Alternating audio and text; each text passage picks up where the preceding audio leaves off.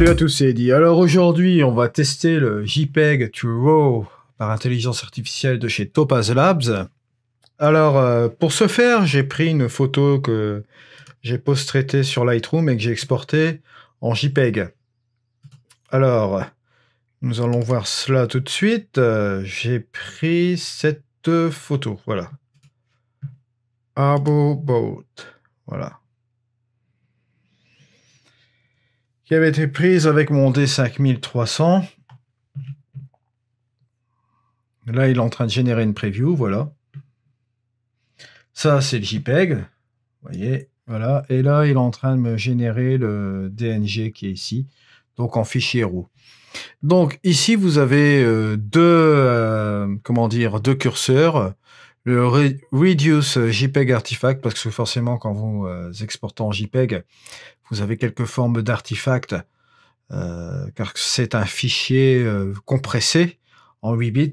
Et le Remove Blur, c'est pour améliorer un petit peu la netteté aussi de votre image par rapport à la compression JPEG. Alors, vous avez ici la sortie. Save to source folder. Donc ça, le source folder, c'est il va le mettre dans le dossier dans lequel vous avez pris la photo. Donc en l'occurrence ici, on va le laisser comme ça aussi, hein. Le suffixe, c'est un .edit, vous pouvez le changer, hein, vous allez avoir un deuxième format qui sera indiqué ici, comme ceci, vous voyez, là ce sera indiqué comme ceci, Arborbot 1-edit, vous voyez, comme ceci là. Et au niveau du file format, vous pouvez exporter en DNG, TIFF ou TIFF, enfin DNG ou en format TIFF, ici. Là, en l'occurrence, on va le prendre en DNG, donc c'est le format RAW. Et nous allons appuyer sur la touche, bien sûr, Start. Voilà qui est fait. Maintenant, on va sortir du programme. Et fait, ce que nous allons faire, c'est aller directement dans Lightroom. Et là, je vais aller dans la bibliothèque. Et là, ce que je vais faire, c'est que je vais prendre directement mon fichier. Voilà. Le edit DNG. Je vais l'importer. Voilà. Alors, ici, j'ai mon fichier qui a été édité sous Lightroom, avec le développement classique. Voilà. Et là, forcément, j'ai la version DNG qui a été faite avec le programme de chez Topaz Labs, JPEG to RAW. Alors, ce qui est intéressant, c'est de regarder ici, qu'on peut voir avec ce qu'on peut rattraper avec ça. Est-ce que on peut vraiment travailler comme si c'était un RAW? Je vais vous le dire tout de suite. Voilà, j'ai fait une copie virtuelle, comme ceci. Et sur cette copie virtuelle du fichier RAW original, je vais réinitialiser, hein. Bon, voilà. Peut-être le cadrage, je vais le remettre un petit peu comme il est à l'origine, voilà. Là, j'avais utilisé la composition du nombre d'or avec le bateau qui circule ici, et j'avais pris ce type de composition qui est très intéressante ici, vous voyez, avec la réflexion qui part dans l'eau là. Les deux bateaux qui sont là, voilà, ça attire cette chose-là, et ça part également avec cette côte ici, ça repart vers les nuages un petit peu au-dessus de la cime. Vous voyez, faut s'arranger pour avoir des éléments qui font un petit peu cette forme-là. Je trouvais ça intéressant, voilà. Donc ici, je l'ai remis à 0, comme ceci, et ce qu'on va s'amuser à faire, c'est retrouver les données originales avec notre fichier qui a été mis sur JPEG to RAW. Alors, comme c'est un RAW, normalement, ce qu'on peut faire, c'est enlever un petit peu la teinte, voilà, comme ceci. Alors, on rattrape déjà l'original, je pense, qui est un peu comme ceci, voilà. Ce que je trouve assez extraordinaire quand même, c'est que j'avais appliqué quand même une légère vignette sur le fichier original. Et là, on peut quand même dégager les ombres. On peut faire le point blanc, le point noir. Je vais baisser le curseur des hautes lumières pour voir ce qu'il me fait au niveau des nuages. Je vais même baisser un peu mon exposition, ouais. Effectivement, j'ai des données là. Ici, je vais baisser mes hautes lumières pour voir si je récupère encore quelques données dans le ciel. Effectivement, là, j'étais un peu comme un bourrin.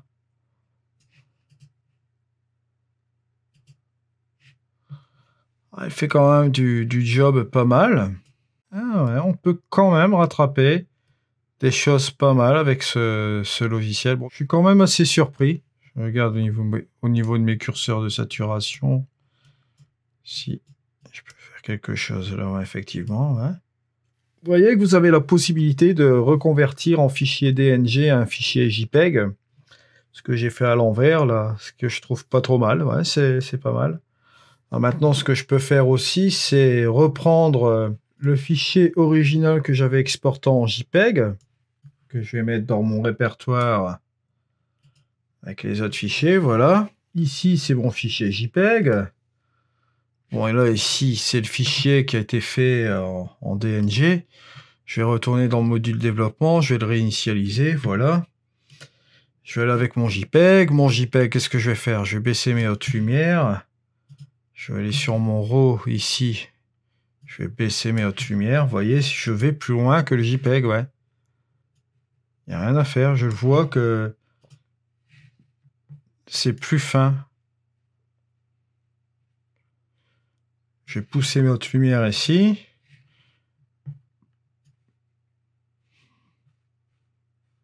Il y a moins de travail sur le JPEG, j'ai moins de, comme ça, un fichier compressé. Ici, là, vous voyez, il y a plus de... Le slider, il est quand même un peu plus long, quoi, pour travailler au niveau du DNG.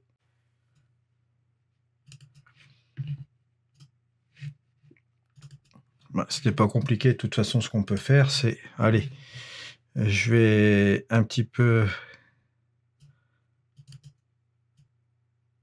monter mes blancs. Je vais un petit peu baisser ces hautes lumières qui sont là. Je vais un petit peu booster un peu l'exposition. Enlever une correction de voile, bon, bien sûr. Un peu comme ça. Voyons le avant, le après. Bon, là, je l'ai un petit peu éclairci légèrement. Je vais enlever cette petite teinte violine en rajoutant un petit peu de cyan. Hein, comme ça, on rattrape un petit peu l'original. Et voilà, je vais un petit peu désaturer peut-être un peu l'ensemble. Voilà. La correction de voile, ouais, j'ai mis déjà plus 6, plus 10 au niveau de la clarté, c'est très bien comme ça. Au niveau de la température, je peux la refroidir aussi un peu pour déteinter. Ouais, voilà. Donc, on va voir. Ça, c'est le... Comment dire ça? C'est la version de Topaz JPEG 2RAW.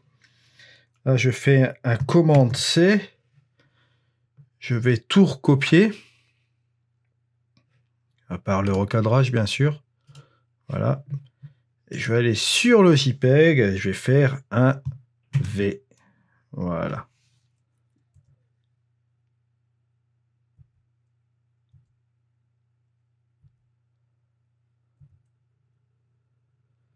Et je vais voir tout de suite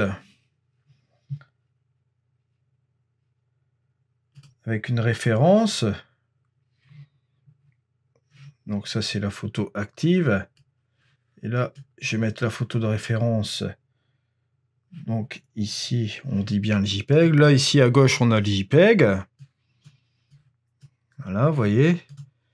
Et là, on a la version RAW qui a été faite avec JPEG 2RAW. Vous voyez un petit peu la différence entre l'original du JPEG. Parce que c'est à partir de ce JPEG là qu'on a fait ce RAW, quoi. Et là, j'ai fait quelques petits motifs encore en plus là. C'est assez hallucinant, quoi.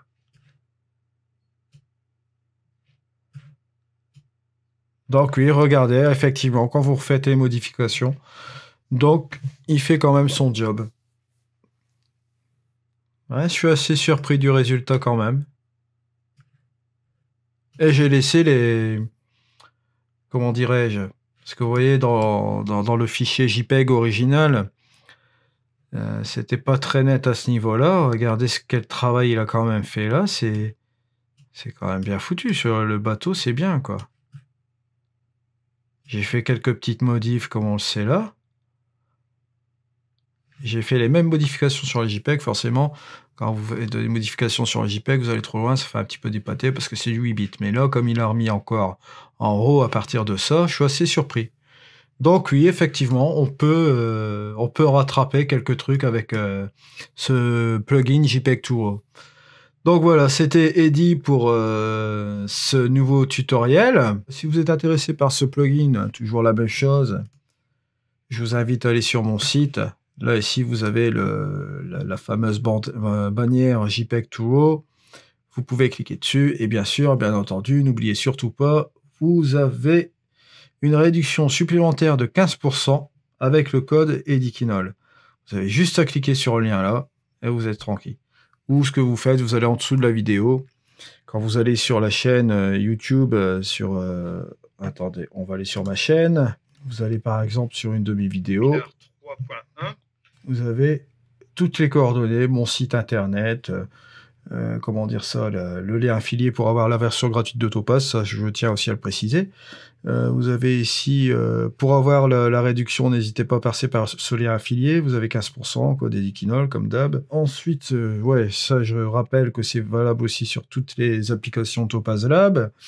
Vous avez également le lien affilié Aurora HDR 2019, avec l'essai d'un mois gratuit, qui est juste ici. Si vous voulez l'avoir définitivement, comme j'ai inscrit ici, hop, vous tapez le code EDYKINOL dans la case coupon réduction panier. Et là, c'est parti, vous avez une réduction supplémentaire. Le lien affilié Luminar 3, pareil, vous avez une réduction supplémentaire avec mon code. Luminar Flex, enfin, prenez d'abord Luminar 3, et d'emblée, vous aurez aussi Luminar Flex. Ça, faut savoir aussi. Je ne sais pas l'avenir avec le Luminar Flex et le Luminar 3. Ce que je sais, ce que j'ai eu comme information, c'est que forcément, je pense qu'ils vont séparer la version plugin de Luminar 3 et laisser le boulot à Luminar Flex. Ça, je ne sais pas quand est-ce que ça va se faire. Pour l'instant, c'est toujours possible. Vous avez toujours la possibilité d'éditer aussi sur Luminar 3 en tant que plugin. Mais je pense que dans le long terme, ils vont supprimer cela. Ils vont laisser ça à Luminar Flex. Donc voilà. Après, il y a aussi le logiciel, pour ceux qui font du drone, vous avez ici une réduction supplémentaire aussi avec AirMagic. Bon, tous ces logiciels-là, vous pouvez les essayer aussi, bien sûr, je pense bien. Allez voir sur le site de Skylum via mon lien. Je pense d'ailleurs qu'à l'avenir, il va avoir un rythme un petit peu plus accéléré, on va dire, au niveau des tutos. Je pense mettre encore plus de contenu. Je vous en parlerai plus prochainement dans l'évolution de la chaîne. Je vais préparer un petit épisode où je vous présenterai en détail tout ce qu'on va faire. Voilà. Je vous remercie encore beaucoup et je vous dis à la prochaine pour un nouveau tuto. Allez, je vous dis au revoir, c'était Eddy.